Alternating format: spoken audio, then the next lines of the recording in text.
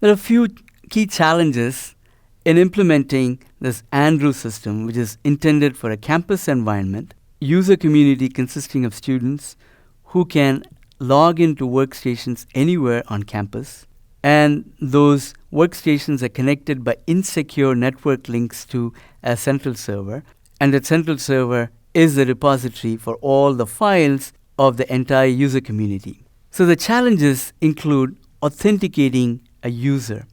That is, when a user says, "I'm Kishore," the system has to verify unambiguously that the user indeed is Kishore. A second challenge is authenticating the server. That is, if I, as a user, log into a workstation and I get a message from the server, I have to be assured that this message is actually coming from the server and not some Trojan horse that is pretending to be the server.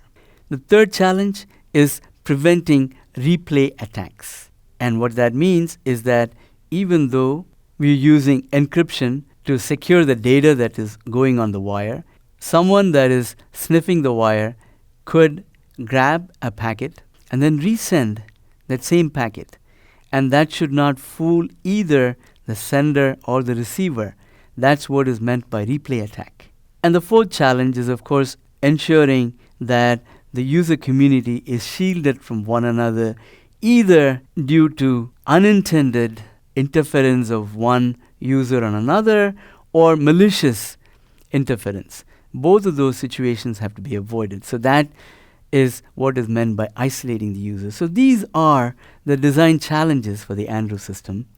So in the Andrew file system, they decided in order to make sure that all of these challenges are met, they have to use a secure RPC as the basis for client-server communication.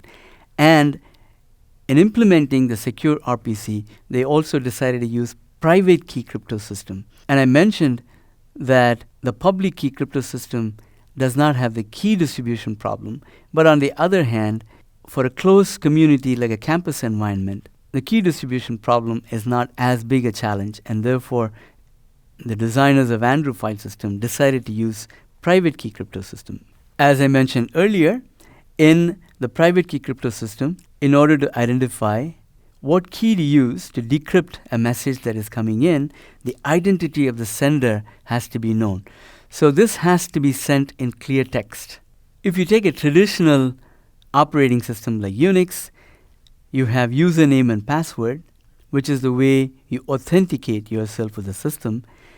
But in a campus environment, if we're going to use secure RPC as a mechanism for communication between the client and the server, there can be lots of communication that is happening between individual clients and the servers. And if you're going to use username and password all the time for such communication, such overuse will result in a security hole. One of the things that I mentioned as a principle proposed by Jerome Salzer is you publish the design but protect the keys. But you publish the design but protect the keys. And what is meant by protecting the keys is making it computationally hard to break the key.